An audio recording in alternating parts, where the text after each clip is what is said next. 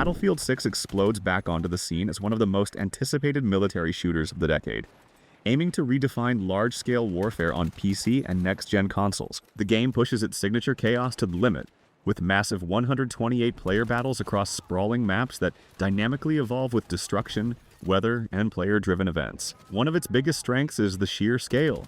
Jets dogfighting above, tanks crushing through city blocks, infantry storming objectives, all happening simultaneously, creating those only-in-Battlefield moments that no other franchise replicates. The gunplay has been refined to feel weighty and responsive, with improved recoil patterns and attachment systems that let you personalize weapons to your style. Teamwork is also more critical than ever, with new squad tools and command mechanics that reward coordination rather than lone wolf play. Visually, Battlefield 6 sets a new benchmark, with next-gen lighting and physics making every firefight cinematic. However, not everything is perfect. Some early impressions point to a steep learning curve for newcomers and the potential for balancing issues between vehicles and infantry. Another criticism is its heavy system requirements, which may lock out players on lower-end PCs.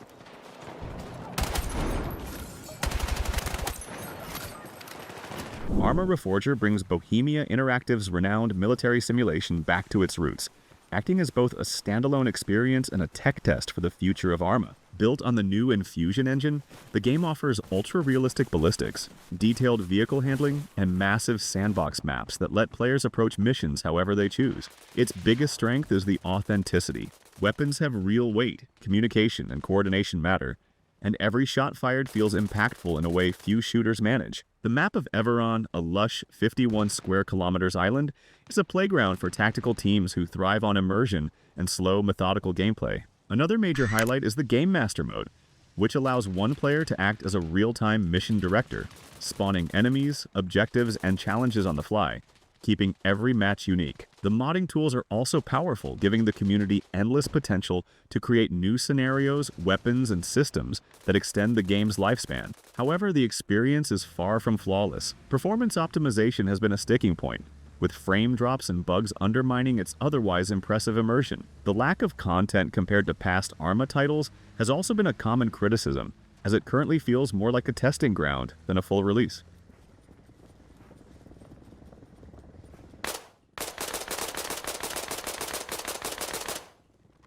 Six Days in Fallujah is one of the most unique and controversial war games released in recent years, blending documentary-style storytelling with brutally intense tactical gameplay.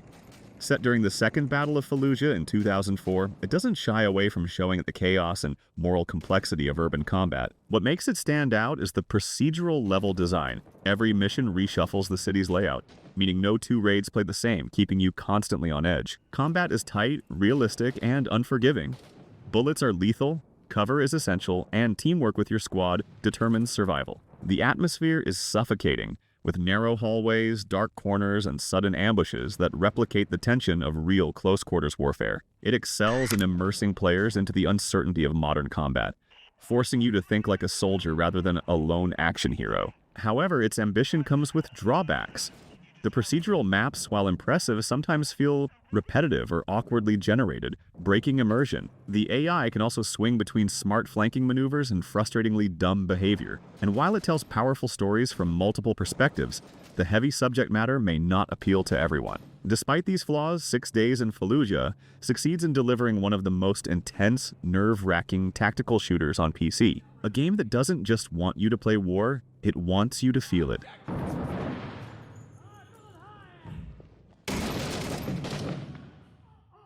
Beach Invasion 1915. Gallipoli throws players into one of World War I's most brutal campaigns, offering a rare look at trench warfare and coastal assaults through a visceral FPS experience. Unlike most war shooters focused on World War II or modern conflicts, this game dives deep into the lesser-explored battles of the Dardanelles, putting you on the front lines as waves of infantry, artillery, and naval bombardments crash together. One of its greatest strengths is its historical authenticity. Everything from the weapons to the uniforms and battlefield layouts has been recreated with attention to detail, immersing you in the mud, blood, and smoke of early 20th century combat. The gunplay is heavy and deliberate, reflecting the primitive rifles and machine guns of the era, while the chaos of charging bayonets, screaming artillery, and desperate last stance keeps tension high. The sense of scale is impressive as beach landings seamlessly transition into trench fighting and hilltop defenses. Replayability comes from multiple scenarios and the brutal difficulty curve that forces you to carefully balance aggression with survival. However, as an indie title, it does have its weaknesses. Animations and polish can feel rough compared to bigger budget shooters, and the slower pacing may turn off players used to more modern, fast-paced combat.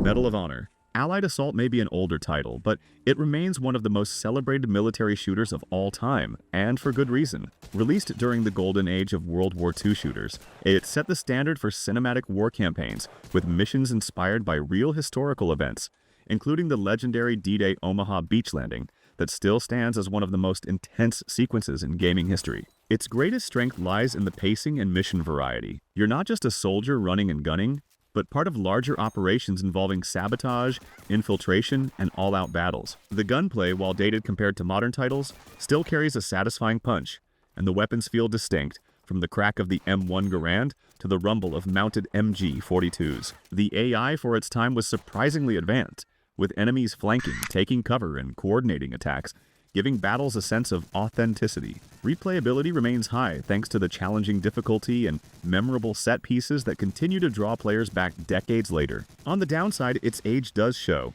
Graphically, it's nowhere near modern standards, and controls can feel stiff by today's benchmarks. Yet despite these flaws, Medal of Honor, Allied Assault has left a legacy that few shooters can match, and it still offers one of the most gripping portrayals of World War II combat on PC.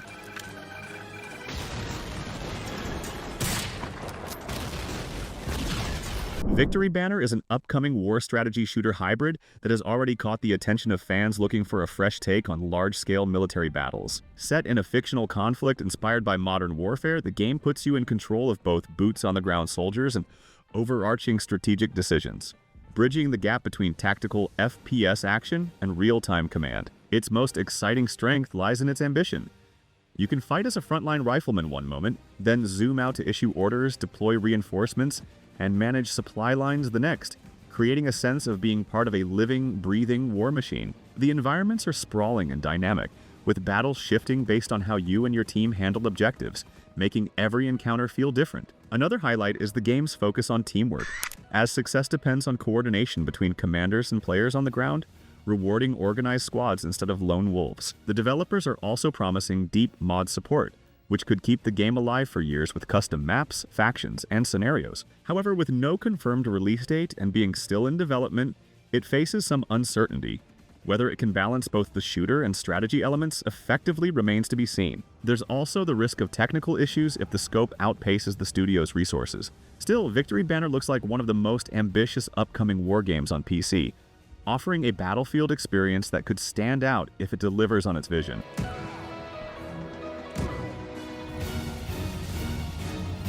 Kingmakers takes the concept of time travel and smashes it headfirst into the chaos of medieval warfare, creating one of the most original military war games in years. Imagine stepping into a 15th century battlefield armed not with swords and shields, but with modern rifles, machine guns, and even vehicles like Humvees and helicopters. That's the madness Kingmakers delivers. Its greatest strength is the sheer sandbox creativity. You can rewrite history by mowing down armored knights with an M249, airlifting squads of medieval allies, or coordinating modern military tactics in a world that's never seen them before. The scale of battles is jaw-dropping, with thousands of soldiers clashing in massive fields, castles under siege, and cavalry charging while helicopters hover overhead. The mix of RTS-style commanding and direct FPS combat makes every encounter unpredictable, as you can lead armies from above or dive into the fray yourself. The humor and over-the-top scenarios also add a refreshing twist, making it stand out from more serious war titles. On the downside, the game's ambitious scale raises concerns about performance, as thousands of units and high-tech weaponry on screen at once constrain even powerful PCs. Some players may also find the balance chaotic, with modern firepower often overwhelming medieval forces too easily, potentially limiting the challenge. Still, as an early access release, Kingmakers is shaping up to be a wild, explosive experiment that lets players live out the ultimate power fantasy, rewriting history with an arsenal from the future.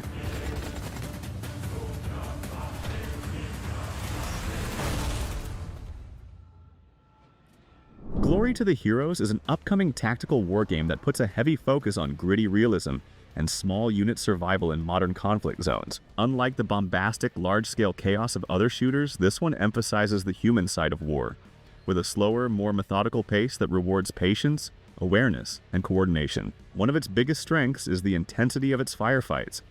Bullets are lethal, cover is essential, and every encounter feels like life or death. The game promises detailed weapon handling with realistic recoil, attachments, and maintenance systems that force you to treat your gear as carefully as a real soldier would. Another standout element is its immersive atmosphere. Maps are designed to feel alive, from ruined urban blocks to dense forests with dynamic weather and lighting that change the flow of combat. Replayability comes from its early access model, with developers planning frequent updates, new modes, and community-driven content. However, as with many indie tactical shooters, there are risks.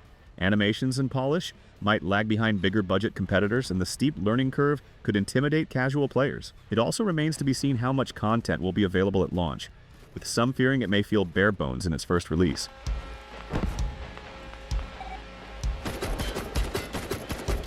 Wraith Ops dives into the world of Black Ops and covert warfare, offering a darker, more tactical spin on the modern military shooter formula. Instead of massive open battlefields, the focus here is on stealth, precision, and special operations missions, where one wrong move can doom your entire squad. One of its biggest strengths is the flexibility of gameplay. You can breach doors with explosives, go in guns blazing with advanced assault rifles, or opt for silent takedowns and suppressed weapons to complete objectives without raising alarms. The missions are designed to feel dynamic and non-linear, with multiple entry points and strategies that let players experiment with different tactics. Its weapon customization system is another highlight, giving you deep control over attachments, ammo types, and gadgets to fit any playstyle, whether you want to be a silent assassin or a heavy hitter. The atmosphere is intense and cinematic, with night vision, thermal scopes, and gadgets that immerse you in the role of an elite operative. However, being still in development, it's unclear how polished the AI will be, and early previews suggest enemy awareness can feel inconsistent. Sometimes razor sharp, other times oddly oblivious.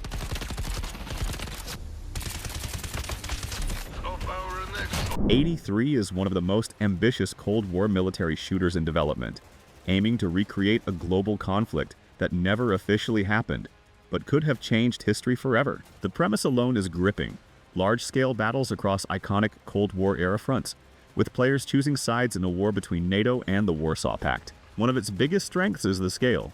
Maps are massive, with hundreds of players clashing in combined arms combat that includes infantry skirmishes, tank battles, and air support. The authenticity of the weapons and vehicles is another highlight, as every gun, uniform, and machine has been meticulously recreated to match the 1980s era. Unlike more arcade-style shooters, 83 promises tactical depth, where teamwork, logistics, and securing objectives are just as important as individual skill. The visual design aims for gritty realism, immersing you in a world teetering on the edge of nuclear disaster. Replayability is expected to be strong thanks to its focus on large multiplayer battles where no two matches play out the same. However, with such high ambition comes big risks.